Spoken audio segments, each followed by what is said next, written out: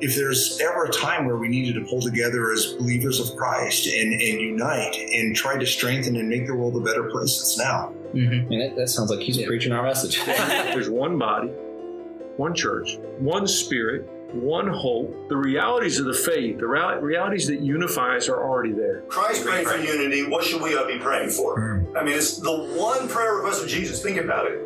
In the Bible, that we actually have a say in whether or not it comes to fruition or not. I think in what God has done in you guys in this podcast and the multitude of folks that you're reaching, the diversity, whatever God intended when you started this, He's able to bring it to completion. Hey everybody, welcome to the Whole Church podcast. I am one of your co-hosts, Joshua Knoll, here with the other co-host, TJ Tiberius Von Blackwell. Hello, hello, hello. Yeah, and today we are joined by someone y'all have never heard before, except for the other 3 or 4 times he's been on. He's actually our most returned guest, Pastor Chris Galloway. Hey Chris, how's it going? Hey everybody. It's got to be something good. They keep inviting me back. I really appreciate this. Yeah, well, and today he's been on back enough. We're not going to interview him. We're going to do a different kind of format for today. We're all going to talk about our own subjects. We're going to be talking about numbers in the Bible. We're all going to take a different concept with numbers from the Bible and just kind of discuss it. So if you like numbers, this will be your episode. That being said, recently we asked for our whatchamacallit? Fun Day Friday, silly question. We were asking everybody if you had to do something other than Planet of the Apes, if you're going to recast the apes as any other animal, what would you do? And on Twitter, someone said llama, and it proceeded to have 3 or 4 more people retweet that with different ideas of what the llamas would be doing.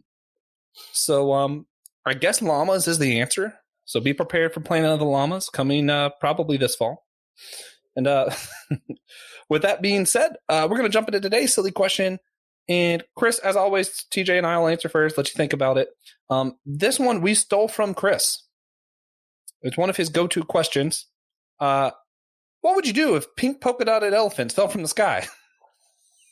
This is the question Chris uses to make fun of people who say what if. And now we're going to get a real answer. But TJ, do you want to start? What would you do if pink polka-dotted elephant fell from the sky? So I know exactly what I would do. I would die. If it was anything like rain, it would kill me. My house is not strong enough to support an elephant falling from the sky. All right, solid answer. I'll let you guys know. I'd start pinching myself and really hope that I woke up. It just seems like the most logical thing to me. That can't be real, right? Yeah, Chris, what would you do if pink polka-dotted elephants fell from the sky? Run, I guess, somewhere. Hide. I don't know. It's so absurd. So absurd. Yeah. The next correct answer is to pray, because that's pretty much the only thing that's going to save us at that point. So that's true. Yeah. So the reason we're doing this episode is because I was just scrolling around. I was on TikTok, actually, which is a horrible app, but man, it's hard to put down. And I heard someone talk about how big Goliath's gear was. And I was like, okay, that's insane. I'm gonna research that. And it was not the most outrageous number that I found in the Bible that day. But for the record, it said, who was it in the Bible? It describes the head of his spear as weighing 600 shekels, which a shekel's not a big unit, but that is 16 pounds, almost 17. And if you've ever held a spear, there's a good reason they described him as a giant, because that's pretty much impossible to use for someone who's not. They go over other ridiculous weights for his armor, but the one that really caught my eye was when they described Samson. Not his only description, but specifically in the Talmud, which is, I think the poster of the original video was Jewish. So he references the Talmud, and it says that Samson's shoulders were 60 cubits abroad. A cubit, for those who don't know, is 1.5 feet, which means Samson's shoulders would have been 90 feet across, which, makes it pretty impossible to do anything. Yeah, I just thought, I was talking to Josh about it. I was like, we might as well talk about some of these because there is some crazy stuff. Like, Now, imagine seeing a dude. Yeah, go ahead. Was the thing about Samson's shoulders, was that actually in the Bible, or is that just the Talmud? Or are we unsure? I'm pretty sure it's just in the Talmud. I don't remember. Yeah, I'll say I don't feel like that's. I don't know. Sorry, I didn't mean to interrupt you. I was just curious. But, just insane. Imagine seeing a dude with a 90-foot chest. Like, he can't lay down in a bed. He can't walk into a building. He can't even walk down the street. His chest. Yeah.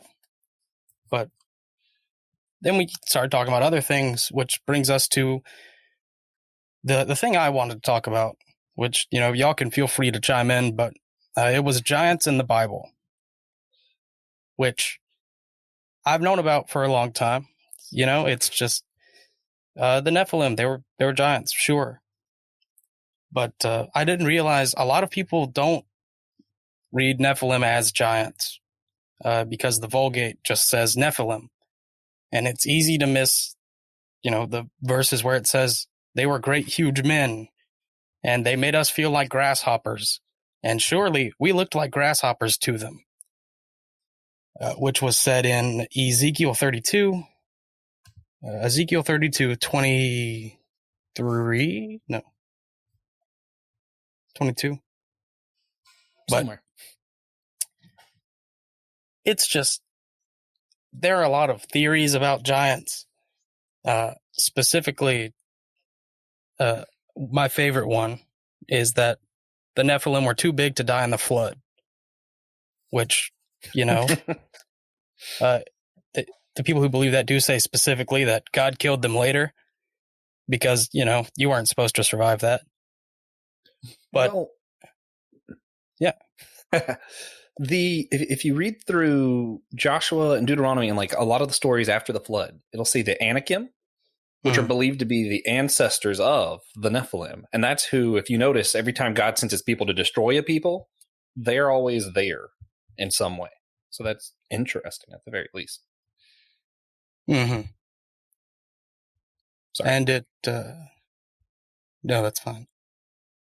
But my favorite modern story about giants, and I say modern because it was a group of Marines who claimed to see a giant, a Nephilim, in a cave in Afghanistan. It's called the Kandahar Giant, if anyone wants to look it up and read it for themselves.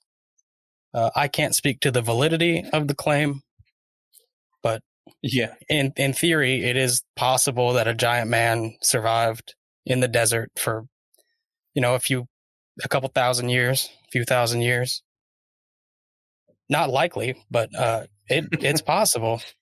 But the story is that this strike team saw a giant red-haired man, and he killed almost all of them, and didn't retreat until a helicopter came to evacuate them, which is just insane. If biblical giants do still exist, I hope I never see one. And a lot of this might sound like rambling, but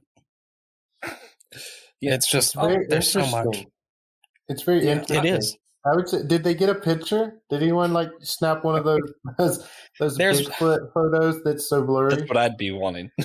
There's one that's I'm pretty sure it was just a render, but there is usually a picture attached to it, and it's just classic blurry big red man outside a cave. Then there are artistic ones where it's, you see a couple of dudes shooting at a giant with a sharpened tree through a man's chest. That's their first response is let's shoot at it. Well, he stabbed one of them. Oh, okay. I was gonna say, I think I would just run. Yeah. Although I guess it depends. most what you things mean by giant. Oh, he was giant. He was over 10 feet tall. Oh, yeah.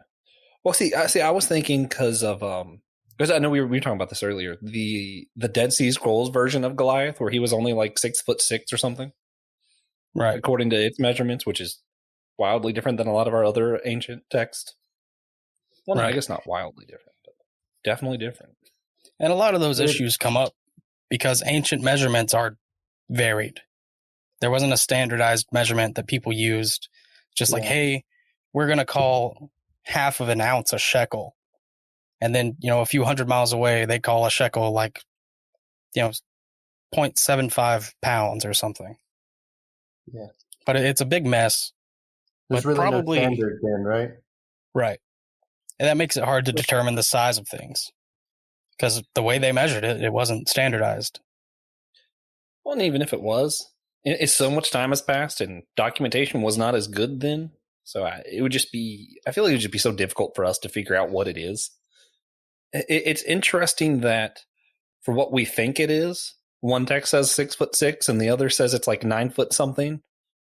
And I'm just like, I wonder if they were even like actually trying to say the size of it, or if they just were trying to say, yeah, he was big.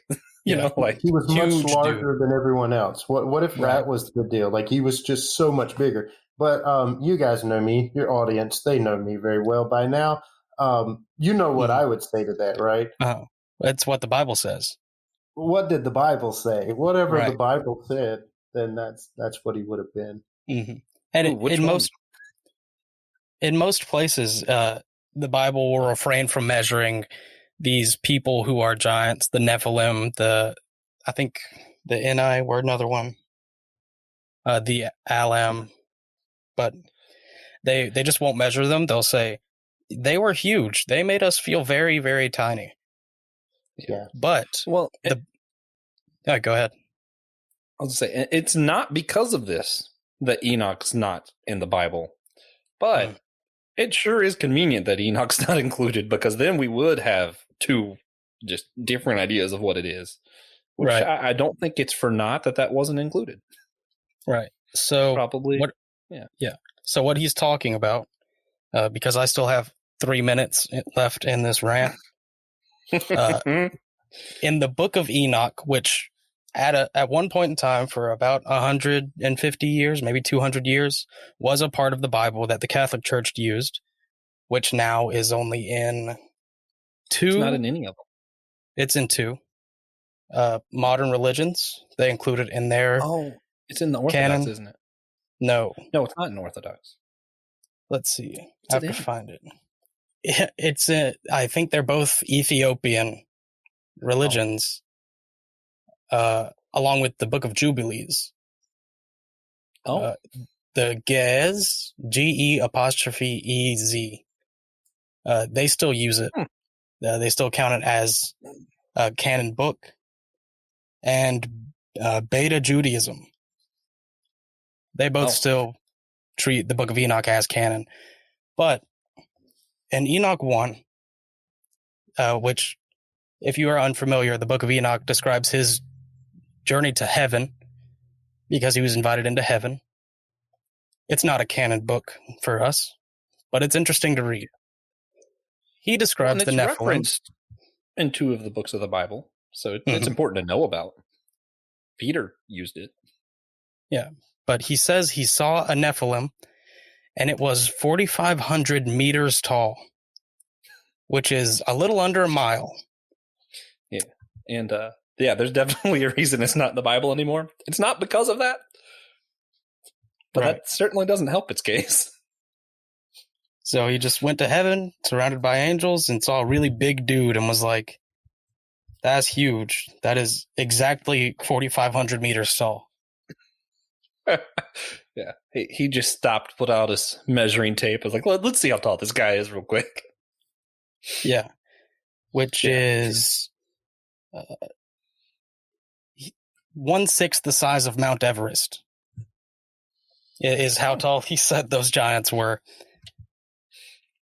Fantastic. So TJ, do you think, like back to what Josh was saying, do you think maybe sometimes in that it wasn't necessarily like they were this exact size, except some cases, like you're saying, they give us some size. But I'm just referring back to when you were talking about the spies and how they went over and said there's giants in this land, and then it said we were like grasshoppers in their eyes. I actually really studied that out before I kind of preached that, and I took the approach on that not necessarily that they were these huge giants, but that they were perceived to be so much bigger than us that we perceived ourselves as grasshopper in their eyes. Oh yeah, for sure. But then what gets me is because I'm just that guy that I just take it literally. Is when you have all these guys carrying back these huge clusters of grapes. That's what got me. It's like, okay, the people might not be big, but they got some huge grapes. Right. Well, I think that's definitely like accurate.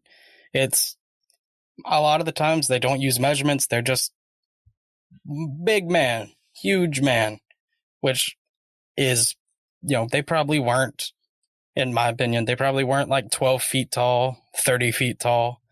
They were just so much larger that it seemed like they were, just massive. Yeah. So if archaeology and geologists, whatever people are to be trusted, which, that's an if, definitely the people of Israel were significantly smaller than people up north, which means the people that they were going into from what we've researched, like scientifically, just they were shorter people, like significantly shorter than people. And even from like personal experience, like having lived in Florida and having lived here, and I'm like, man, bugs here are so small. Like they're just so tiny. Like you never see an ant the size of your thumb here. It's crazy to me. So like I could see where going to a different land, things might be significantly bigger. Like if there's more water, more humidity, the grapes probably are a lot bigger, The people probably were bigger. I think it makes sense. Right. I don't know how big, but I think it makes sense. Yeah. And that, we seemed like grasshoppers was Numbers 13:33. That he says, we even saw the Nephilim there. The descendants of Enoch come from the Nephilim. To ourselves, we seemed like grasshoppers, and we must have seemed the same to them. Yeah. Because that's where I was going to, because I just remember when you brought that up, I studied out a message where I used that whole concept of they saw themselves as small, so therefore they were small, that kind of deal as I was preaching. Yeah. But sometimes I think that some of that stuff probably is more what you're saying is to them, they were just so much bigger. But who can really make that call? Right. And this last thing I'll say about giants is that in 1705, I don't remember who it was, some organization thought they found the fossilized remains of a Nephilim bone. Cotton Mather, Puritan minister, thought he found remains of a Nephilim, which was later identified as mastodon remains. But, for a couple hundred years there, they thought like, oh yeah, boom, proof of giants, size of an elephant. I mean, they still might find it. It's still possible. Who knows? But that's pretty much all I have to say. I could probably give several more barely connected facts for a long time, but I'm going to let us move on. Yeah. So for my part of this collection of rants, I am going to have TJ time me for 10 minutes. So I can't go over. I'm going to talk about numbers in prophecies. A lot of times you'll see, if you've been going to church for any extended period of time or whatever, you might have heard a pastor talk about a particular section of scripture, then say, see, this has a number 3, which means whatever they say it means, and they'll base the meaning of the scripture off of that. And that kind of thing happens a lot. And it's something that irritates me. Not because it's wrong. Sometimes it's dead on. But it's more of well, we're going to have Drs. Duval and Hayes on the show later on this year.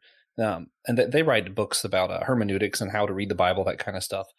And one of your big principles for understanding prophecy is whatever pericope, whatever section you're reading, it means something. And all of the details in it are going to support that meaning. They're not going to change that meaning. They will support that meaning. So go to like Ezekiel, where you enter the throne room of God, and he has the long robe, and he has, all these jewels and stuff. Each detail does mean something, but none of them are going to change what the big picture means. God doesn't use useless words, but he also doesn't contradict himself. So you find that overall meaning, you know what it means. You might be able to enrich it, but you're not going to change it. So one example, just to pull something out of the hat, is when Jesus talks, they ask Jesus, how many times should we forgive people? Jesus says 7 times 70, which, you may have heard it preached that means for infinite, which I will say is correct. The problem I have is when people try and say, okay, so 7 means perfection and 70 means perfection. So he's trying to say perfect times perfect. And they change the meaning to something else. It's not that 7 doesn't mean perfect. I mean, symbolically, that's what that number did mean to them. But you can't use that to change the meaning of what Jesus is saying, if that makes sense. And if you really trace what Jesus is saying, the other time 7 times 70 is used in the Bible is in the book of Daniel. And it's funny because it's like a trifecta. Daniel's saying, hey, God, you told Jeremiah we'd only be in this land for 70 years. How long, Lord, are we really going to be in this land? And that whole how long it's a reference to Jeremiah, and it's a reference to Psalm 13. The people of Israel kept wondering, how long are we going to be in exile? How long are we going to suffer? And God's answer to Daniel was, 77s, which in the Hebrew language sounds very similar to just 70. And that's its own whatever thing. And if you go to Jeremiah, God said, yeah, you're going to be in exile 70 years.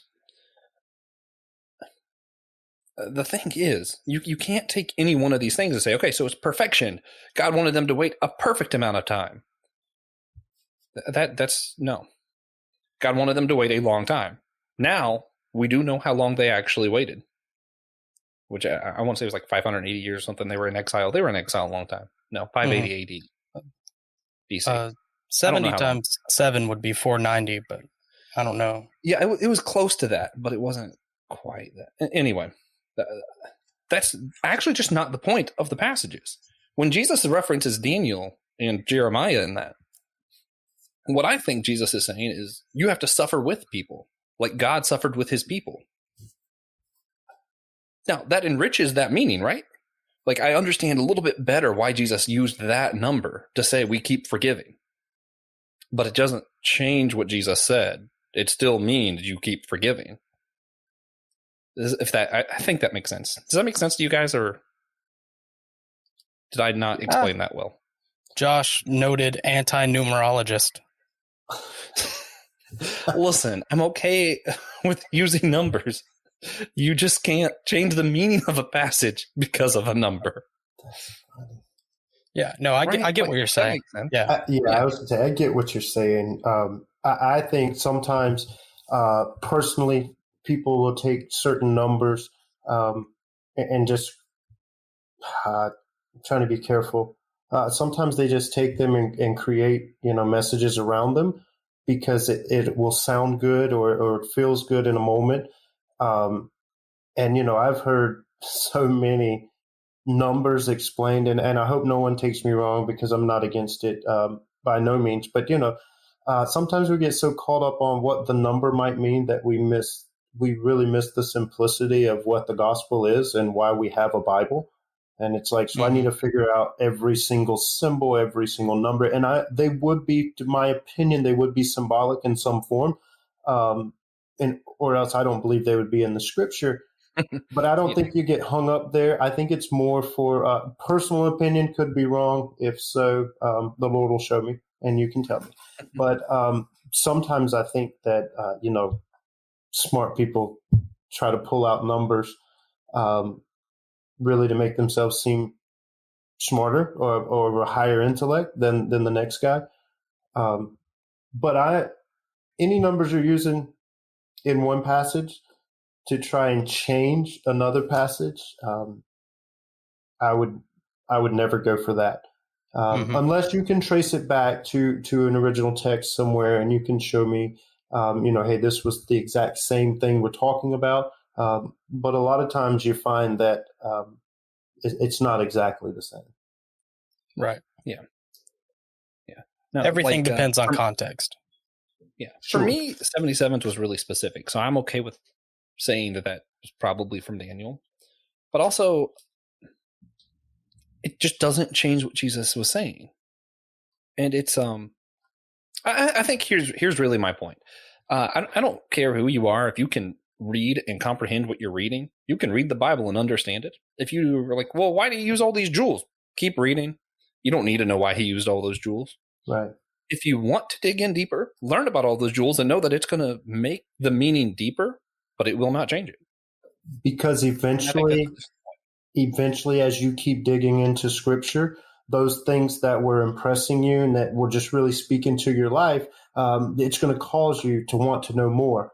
And therefore, you didn't care about the jewels, you didn't care about the numbers and the different symbols. But as you want to grow in God, then that desire is going to be there. And so that's personally why I believe God put that kind of stuff in the Scriptures, because there's so much simplicity about the Scripture, but then there's these real complex things that show up.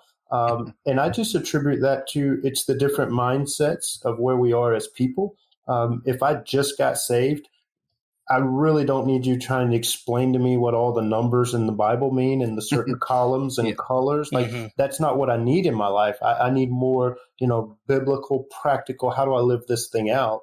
And then as I grow and I mature, then of course those things come along because I believe that's what will separate you and take you to deeper places with God. It'll be more revelation. Right. Yeah. Like this will be just a fun random whatever because originally I was going to be doing numbers in Revelation, so I'll just throw in one for fun for everybody. If you look in the first I won't say it's the first two, maybe first three chapters of Revelation, he's talking about lampstands and how you are, and he talks to each different church. There's the same amount of churches as there are lampstands in the book of Zecheriah, which if you read Zechariah and read Revelation, you can get a lot of insight for what God really saying there. It's not going to change what he says, though. It's going to make it better. It's going to give you a deeper understanding. I personally I'd borderline be willing to give people a guarantee it'll make you like the book of Zechariah a lot more. It's not going to change it, though. And that's the thing. I like the numbers in the Bible. I am all for trying to understand it better. I am strongly against using it to change what the Bible means or misinterpret it. Yeah. Mm-hmm. Yeah. I think that'll be my rant. That'll be your all rant. Right. Yeah. Hey everyone, we just want to take a quick break to let you know all the many ways that you could support the Whole Church podcast. Hey Josh, that's going to take too long. No, okay. Well, could you list all the ways that you can think of for them to support us in 10 seconds or less? Yeah. Subscribe to the show wherever you listen. Rate us on Apple Podcasts or Podchaser. Support us on Patreon. Our Cash App is in the show notes. Subscribe to the newsletter and rate the episode. All right. Yeah, that sounds and good to me. share the episode. I guess we should let them get back to it then. Huh? All right. Y'all enjoy. Is it my turn to rant about? That brings us to Chris's turn. Yeah, I get excited about rants. I could rant forever. Kidding. Not kidding. So, interesting enough, you were talking about the number 7. That was, for me, that was always one that I just always looked at. It's one that always meant something to me. And so I had found, different ways to study it, different findings about number 7. Of course, you brought it up. A lot of people say perfection. They say completeness. Some people use it as a sword. But I found, different places, rest and completion. They would get that from Genesis, right? Because that's where they believe God rested after the completion of what he had done in creation.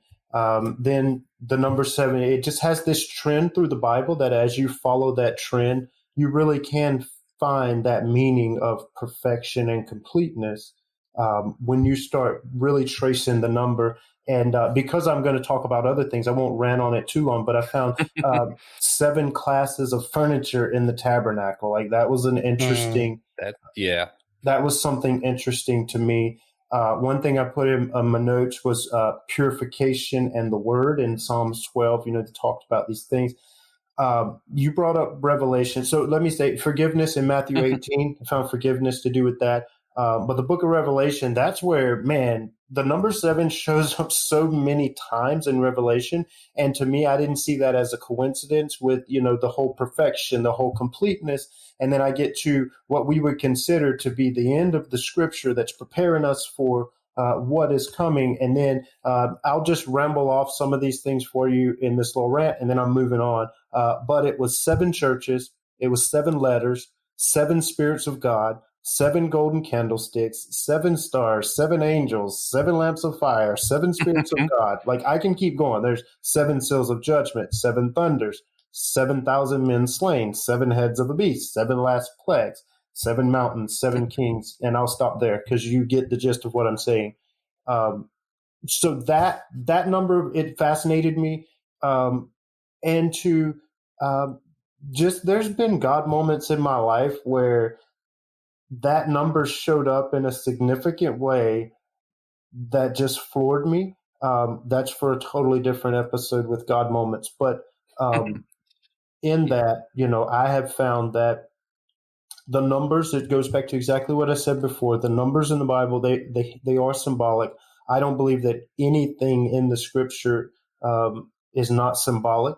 I believe it from cover to cover. And if God so saw fit for it to be there, then I believe it's there. And whatever has happened and numbers come in and out, call it what you will. But my entire existence, I've been able to read my Bible and understand it. And my entire existence on this earth, that Bible has been proven correct. And everything in it has been symbolic. Everything in it has meant something to my life. And so I just challenge people with this, go study that stuff, but don't get bogged down on it. And definitely don't let that stuff sway your faith one way or another. Like if I can't really understand 7 times 70, you can really understand Jesus is trying to tell you to forgive people. You know what I mean? That's pretty easy to get. So don't become so intellectual on a certain, you just bog down that now the practical part where Jesus was really trying to get you to understand, you're going to have to forgive people a lot. It's probably going to be uncomfortable. And wouldn't it have been easier for us if he would have just said that, like just come right out, left the numbers out of it and just been like, hey, just forgive them all the time. Yeah. And I think it's also worth mentioning. I'm pretty sure there's 7 types of angels beyond angel and archangel. Yeah. Just numbers everywhere. Yeah. All over the place. Yeah. And it's one of those where I think Jesus wanted us to be able to go deeper, but was never going to word something where if you didn't go deeper, you weren't going to get what he meant. It was like both and, which is cool. And my last footnote before we move on. Another thing I'll say, and not just in prophecy, just in general, that the Bible uses numbers for that's really cool is it's a lot of times it'll be that number let you know what they're talking about. It's something tangible for the reader, right? So when you look at 7 heads of the beast in Revelation that he was talking about, it's not a coincidence that the beast and Daniel also had that number 7 attached to it. Right. It gives you that clear reference by doing that, which is really cool. You can always refer the Bible back to something else in the Bible. I tell them, go find what else in the Bible matches that because you're going to find it. And well, no, I won't. Keep digging. It's there. It will refer back to stuff. Do I keep going? I don't know. Oh, yeah. Yeah. No, okay, you can do your main rant now. So you could start now. I can start now. Here I go. Sorry I interrupt you so much asking questions. So then on the list, I seen stock market cryptocurrency. Is that what I'm talking about? Because I love those kind of numbers.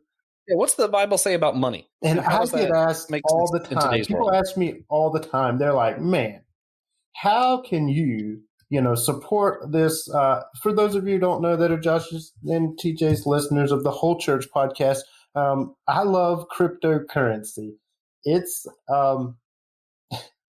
people ask me all the time, what are you buying? I tell them I'm absolutely buying nothing.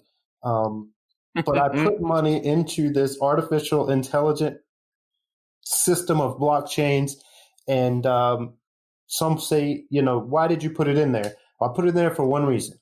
I put it in there for hopes that if I put in $100, then eventually over time, my $100 would then be $1,000. And then the question's always posed to me, well, what if it goes the other way? And I say, well, that's the chance you take. And here's what I always get every single time. They'll say, preacher, are you gambling? Are you gambling? Let me ask you guys, what would your response be if you were investing in a cryptocurrency or even a stock market, any ticker out there or a bond, anything, just your personal, would you feel as if that were gambling? So I'll let TJ answer first. Yeah. Gambling and investing are different for a couple of reasons. I think the biggest one is strictly the odds that you will lose your money. When you're gambling, unless it's a game of skill, which most people you don't gamble on, you gamble at, blackjack, poker, slots. I think slots is the biggest one, which is mostly random. And you can play for a long time. So you're not gambling. Right. No, but you can play for a long time to try and get your money back, but the fact remains that it's still more likely that you're going to lose your money. When you're investing, the chances of you losing your money are much lower, generally, because you won't just lose all of your money unless what you're investing into goes out of business. Yeah. Which is just not that common for something that is publicly traded.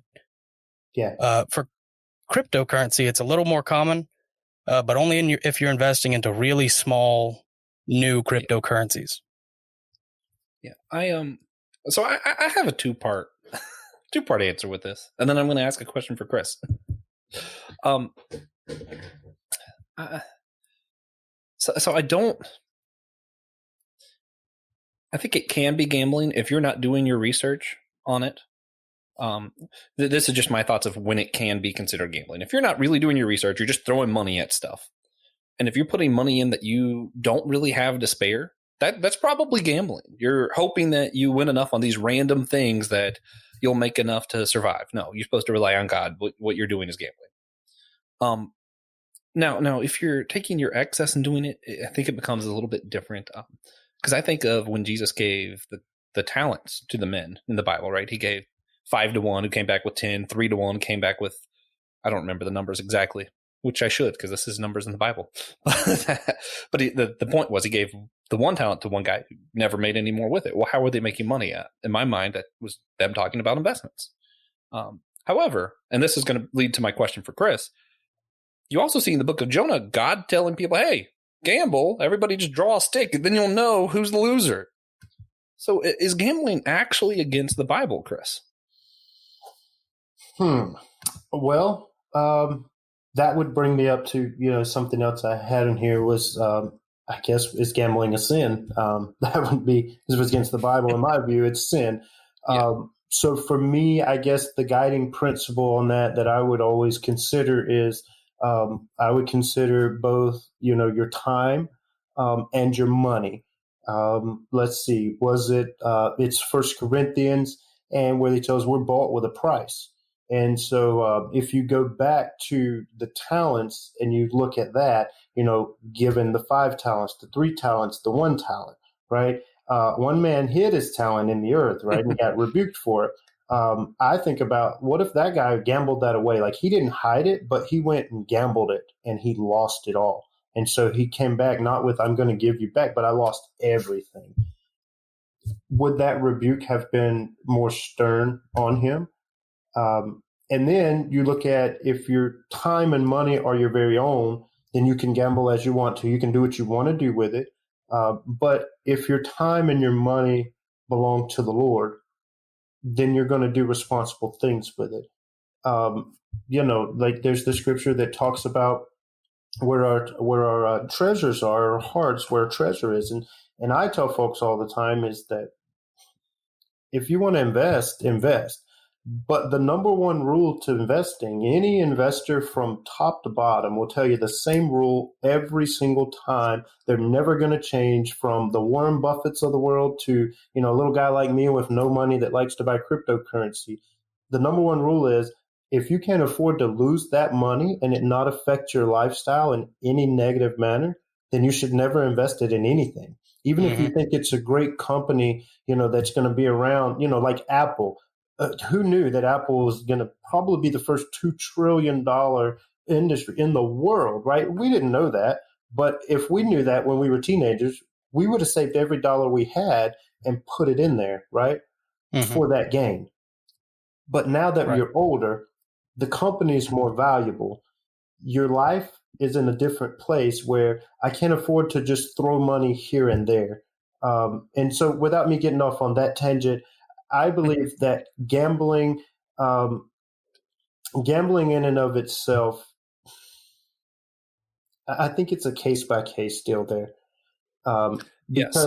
Because like for me, if I say I buy stocks and bonds, I buy cryptocurrencies, and I'm telling you, every single time I buy them, I research every bit of those companies, probably way too much. Josh, I used to probably wear your ears out talking about cryptocurrency.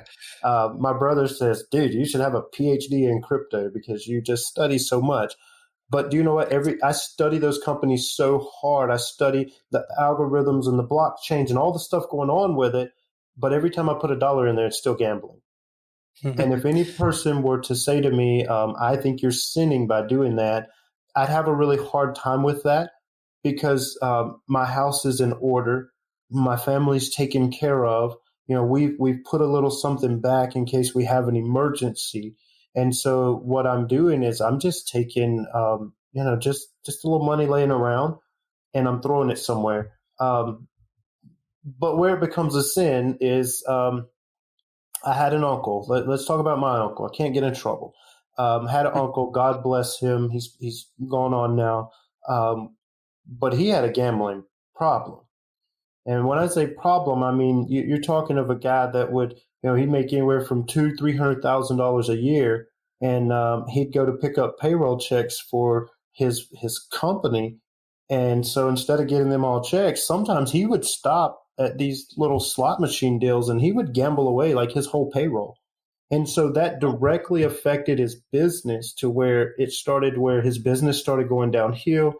People didn't want to work with him anymore. And then not to mention, like, if I worked for you all week, I exchanged, my talent and my energy, my hard-earned self. I traded all that I was for some dollars from you so I could live. And now you've went and gambled all that away. How many people did you hurt in that process? Because each person has family. You see what I'm saying? So I think there's a clear difference there. Are you gambling because you have an addiction? Because to me, a gambling addiction and a drug addiction is the same thing. Something's ruling you and controlling you. So I think it could be case by case, because I definitely believe, look, I agree with TJ on the point of there's certain mutual funds and different things that you can invest in. Like if you were going to invest in I'm not going to throw names out, but if you're going to invest in one of the bigger funds that I'm thinking about right now, you're guaranteed, just by putting your money in there, you're guaranteed to get at least a 10% a year return. They're probably never, ever going out of business. Just not going to happen. They're too big. Okay, so but still, there's always that aspect of, what if the whole company did fail? We say it's too big, but what if it did? You just lost everything. And so I think you got to be careful, man. You got to be careful not to put yourself in that situation. Right. Let me give the way I view it is, anytime I'm going to invest any amount of money, as soon as I invest, I consider that money gone. That's right. Lost. I already lost that money. So when someone's like, "Oh, you better pull out your investment, you're going to lose your money," like, no, I lost my money 6 months ago.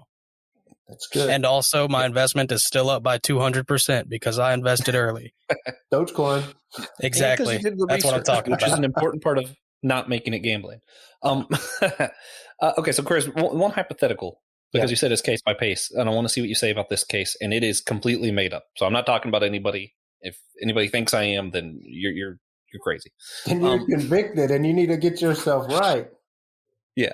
Okay. So, man, see, I used to always use the name Joe when I wanted a random person, but I found out Joe from my church listened to the podcast, and I don't want him to think that I'm dogging on him because it's always a bad example, man. I don't think I know a Billy. I'm going to go with Billy. So, Billy is full on Dave Ramsey and stuff, right? He has his free spending in an envelope. And this is just stuff that he's already done his budget. He's paid all his bills. He's doing all the stuff right. That envelope is his free spending, let's say for the month. He takes it to the horse races. He spends all of it, loses it all gambling at the horse. Did Billy sin doing that?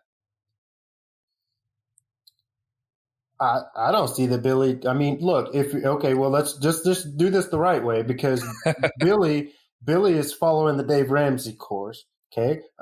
Something I know a little bit about. So Billy's got his envelopes out. Billy's already been through the baby steps with Dave Ramsey. And so the envelope, look, Billy's envelopes are going to be labeled because Ramsey's going to teach you that you're going to budget every dollar down to zero, right? So every dollar has a destination. So now I have my envelope, and one says rent or mortgage payment. One says automobiles, groceries. And so I go through the list. And if you're following Ramsey's program, then you're going to have that envelope that's called blow money, right? And that means I can do whatever I want to do with that money. Doesn't matter that money is budgeted for me as the guy who got up and went to work every day. I got a little reward where I can take this money and I can do whatever I want to do with it. I don't think that Billy's soul is in jeopardy because he went out there and said, I think the blue horse is faster than the red horse.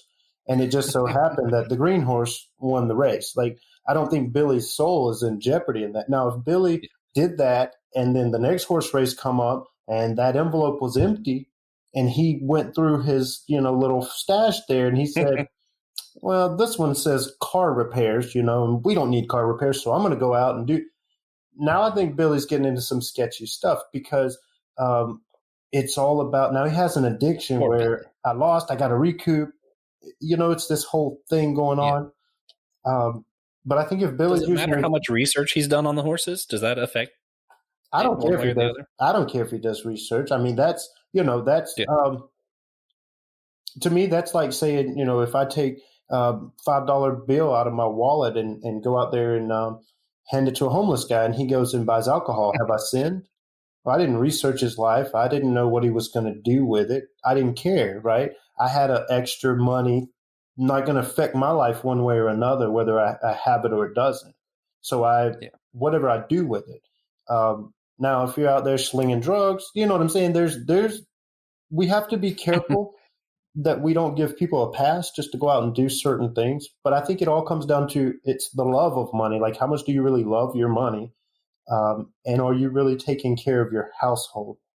Because if your bills aren't paid and your house isn't taken care of, but you go out to McDonald's and you buy everybody a supersized number 7, I think you're wrong. Like, I think you're wrong because you hadn't taken care of the kids. You hadn't paid the bills. You hadn't done these things that you needed to do. And now you're out supersizing meals that you shouldn't be out buying anyway. And so to me, that's just as much a problem as if I go down to the horse race. I'm not promoting horse racing, by the way, or gambling in any such. I'm just saying I don't think that's something where we get caught up and say, oh, I can't believe, you did. Here's one for you. And I thought of this when I was thinking of this gambling stuff. I thought, you know what?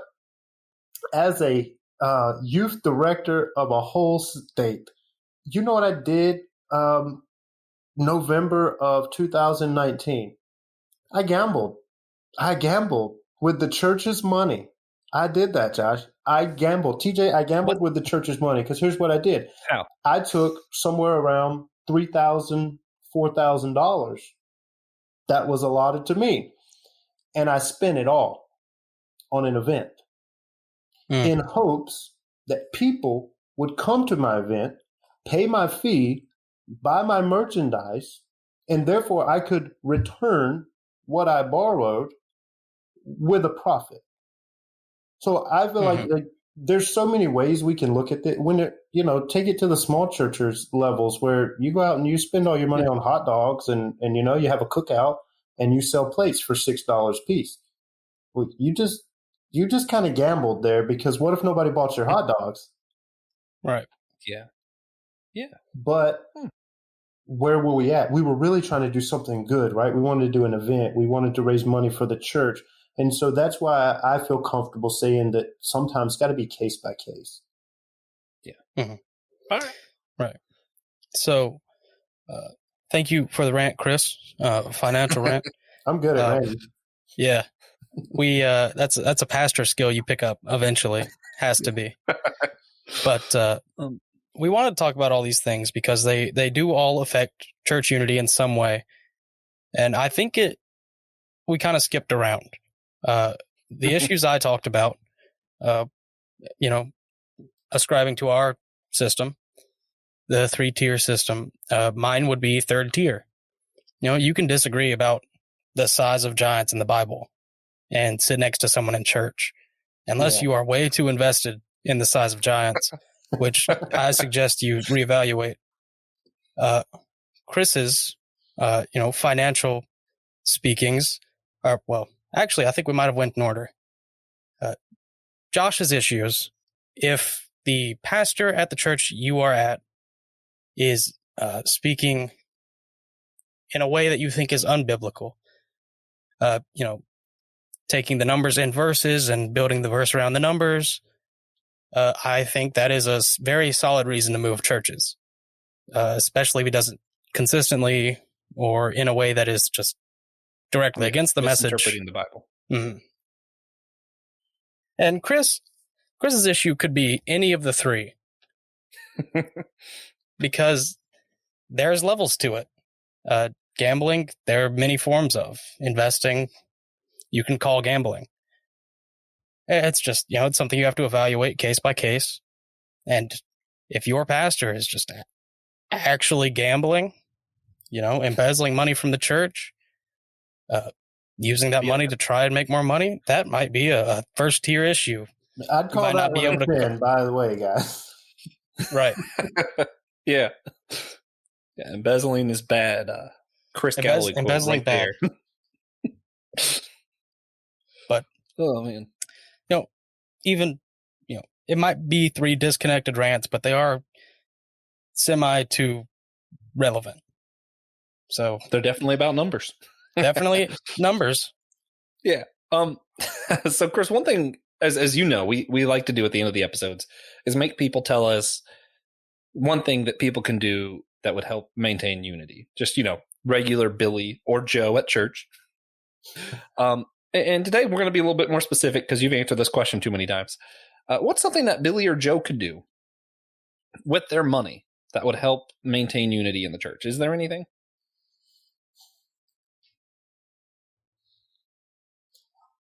Yeah, I think first of all, you could look for ways. One thing about the church that I work for that I really love is that our leadership here, they'll do something where they'll say, if you want to bless someone financially, but you don't want notoriety, then just drop it by the church office with a little note. Tell us who you want to give it to or what you want to do. And so I think the way that you really can help, first and foremost, is with your money.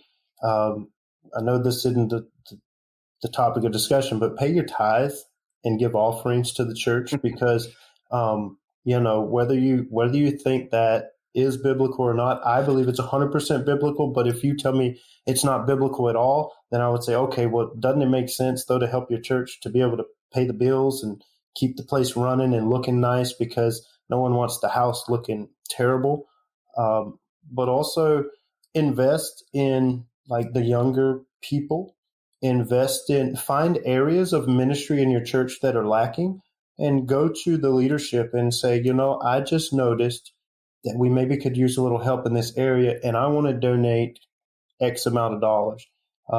and whatever that amount is, it never matters. That's a big thing in church. I think that we sometimes get confused, and we think if one guy donates $5 and another guy donates $5,000, then there's different levels there in which they chose to give.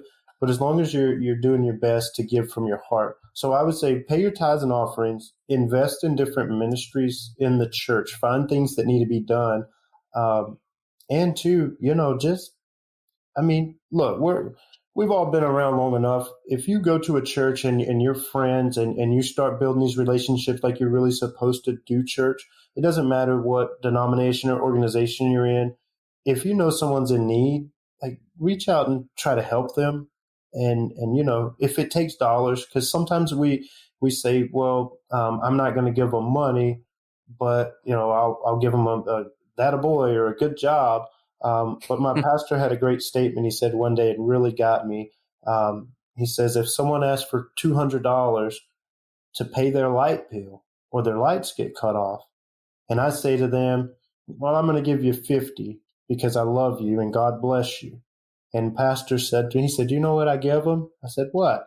He said, I give them no lights because their lights still get turned on. So find ways to invest in the people at your church, because money, as much as church is scared to talk about money, and as much, and I get it, please don't take that the wrong way. I get so tired of, the beggars on TV about dollars. It makes us look so bad. But it really does take, the finances to be able to operate. So just find, a ministry that you can invest in. Senior citizens when I used to go to church at one of the churches I worked at, the senior citizens, they would take their money, Josh, and they would go out and buy little snacks for the kids. And so after youth service and children's service was over, you'd have all these kids line up behind this one little old lady's car. And the little old lady would never give them a snack. She would wait till I came outside and she would say, Pastor Chris, were they good tonight? And it was their whole life depended on me at that moment. Are we going to get a snack? But you know what? That small investment she made, they didn't know her name, but she was the candy lady and she loved them. And they knew that about her. So I would say take your dollars and, man, put them into the church. They need it. So find a person in need, pay your tithes, pay your offerings, and look for ministries in your church. Don't just assume the church has all the money. Look for ministries and look for ways to invest in them, because nowadays in the church and any organization, it's really harder and harder for people to talk about money because we've had such a bad rap over the years. We all know that. We've all heard a story about the church that took up money for the building fund for 10 years and they never built anything, right? So it's kind of given us a bad name. But I would say just invest in your church. Yeah. Right. And I'll say, if you're supporting something that in a way that's meaningful to you and costing you something, that's really hard not to, feel some kind of unity with it, Yeah. Just you're a part of it at that point. Yeah. Right. What do you think we would see happen in the church if everyone started doing that, Chris? Man, well, I'd take it back to a New Testament church, right, where they sold all their possessions, laid them at the feet of the apostles, and they distributed out so that no one was in need, no one had lack. I think that if the church world could find a way to say, we have this doctrinal issue, we have this little thing, I don't necessarily believe that way, or I don't believe the Giants were really that big, or I don't believe number 12 means that. But they could say, but I believe that everybody needs to know the Lord, and I believe everybody needs to go to heaven, and so I'll invest in that. And if we start sharing, man, I think that God would really show up even more than he is. I think we would probably see a revival like we've never seen before. Because could you imagine the level of worship and the level of passion that would come out of a person that is just really down on their luck and has nothing, and then they show up to the house of God just broken and beat down, and a group of people found out that beat down, broken, and you don't have a lot, we want to bless you. And so they just give without any reservation, without any fear or hesitations. They just say, we're going to give to you so that you can get your life back on track. That person would come back and their level of worship would probably be, man, just 10 times greater. And that would be across all denominations, I believe. Because as I read the scriptures and I really study, I think that's something that a lot of churches have lost, is that whole concept of they really sold all their stuff and they really gave their money to the apostles. And the apostle says, we're going to take care of everybody. And so for us, we got to do better. I've been around churches, they'll have a stack of money in the bank and they do nothing with it. And here's what Chris Galloway tells them in all of my not so much wisdom. I say to them, what are we waiting on with all this money? There's hurting and dying people all around us, and we're hoarding it all up in the bank. So, think about the guy who built the extra barns, right? Sounds like you're calling the church to be the church. Yeah, to take care of the people. I don't mean like hurt your family by giving so much, but man, really just dive in and help people best. Got to budget it. Right. Man. Yeah, and I just want our listeners to know that Chris isn't just talk. I'm not going to tell you guys stories because I don't want to embarrass him or anything like that, put him on the spot. But I've heard stories from several people of how Chris has given, and he's not just talk, guys. This is a man who really believes what he's saying. So it works out for him. I believe it'll work out for you. I think that's what the Bible says. So right. Take that for what you will. So, thank you for that, Chris. We'd like to move on to our God moment, which I think at the end of every episode, we like to share a moment in our lives recently where we saw God, moment of worship, challenge, blessing, any of that stuff. I always like to make Josh go first, and I will continue that trend. So, Josh, do you have a God moment for us? I'm thinking. All right. Like I know this comes every week, and somehow it always feels like, oh man, I'm gonna have to. Okay. So I started watching Star Trek original movies for the first time. Well, not the first time. I've seen them before when I was a kid and only remembered one of them, so I'm counting it as my first time. And it's just there's an importance they put on life that seems to be missing from a lot of media today. That I was just like, yeah, life is good. And I don't know. That's going to be my God moment, just kind of remembering that there is a sanctity to life and that life is important. So, yeah. All right. I'll go next. I last week was given the opportunity to go help our COGOP brothers and sisters in Tennessee. Me and all of our good friend Lance Skipper drove 1 million hours in his car. Man, Tennessee is a long state. We drove for like 6 hours, and we were still 3.5 hours away from Memphis. But I was super blessed by the opportunity to go not only help the Tennessee COGOP camp, but just to see the differences, to see how they operate compared to us. And, it's anytime you get to help young men and women in their walk with God is a blessing. So I was just super thankful for that. And might do it next year, but not if our camps are on regular schedule. So that would be cool. Save me a drive. But Chris, do you have a God moment for us? I do. I was in my yard, and people just God sends them. And this guy rode up on a bike, and I hadn't seen him before, but he just rolled up to my house, and then he said to me, he said, "Hey, how you doing?" I was like, "I'm fine." And I have a little boat sitting in my driveway, and he said, "You catch any fish on your boat?" I said, "Yeah, I've caught a few fish." And then I just kind of felt, a pull, like, why did he stop and say, "Hey," and then ask me about my boat? It was just so random because I was picking weeds in the front yard.